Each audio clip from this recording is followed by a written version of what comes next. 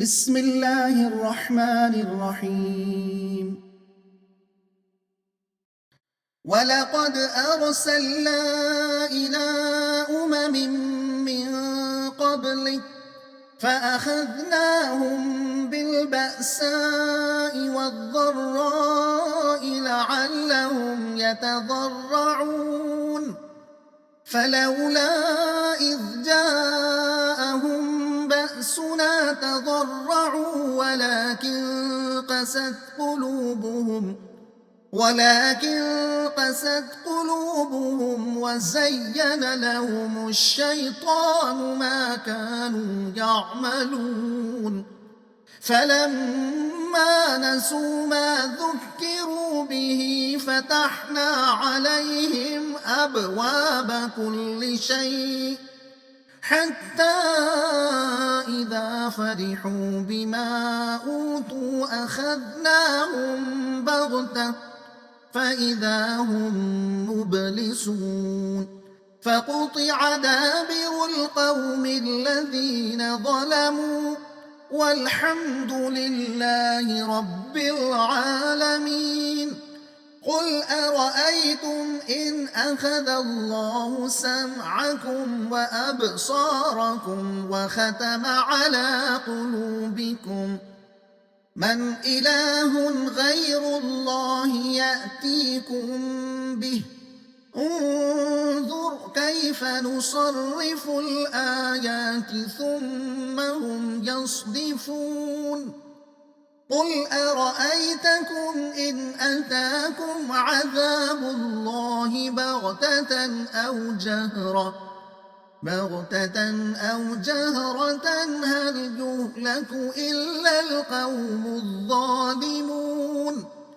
وما نرسل المرسلين إلا مبشرين ومنذرين فمن آمن وأصلح فلا خوف عليهم ولا هم يحزنون والذين كذبوا بآياتنا يمسهم العذاب بما كانوا يفسقون.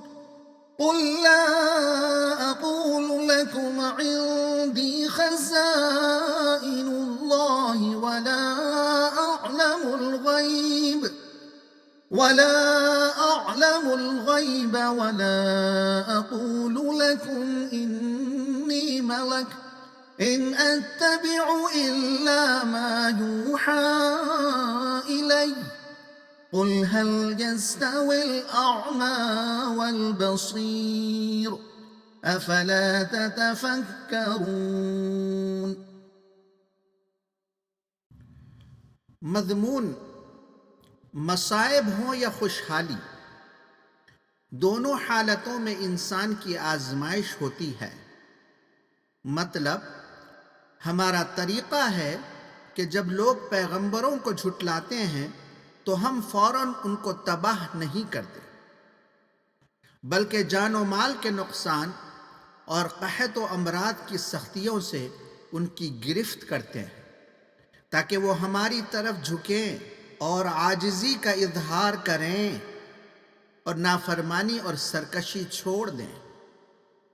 اگر شیطان نے ان کے اعمال ان کی نظروں میں خوشنما بنا دیے اور وہ ہمارے سامنے نہیں جھکے تو ہم ہر طرح کی خوشحالیوں کے دروازے ان کے لیے کھول دیتے ہیں، یہاں تک کہ جب وہ ان خوشحالیوں میں مست ہو جاتے ہیں اور عیش و عشرت کے نشے میں چور ہو کر اترانے لگتے ہیں تو ہم اچانک ان کی جڑ کاٹ کر رکھ دیتے ہیں۔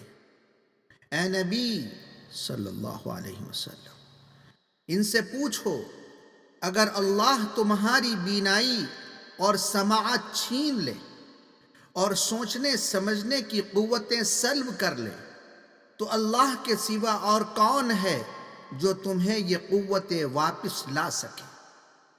ہمارے رسول نیک کردار لوگوں کو خوشخبری دینے والے ہیں جو ان کی بات مان لے اور اپنے طرز عمل کی اصلاح کر لے، ان کے لیے کسی خوف و رنج کا موقع نہیں ہے، اور جو جھٹلائیں وہ اپنی نافرمانیوں کی پاداش میں سزا بھگت کر رہیں گے۔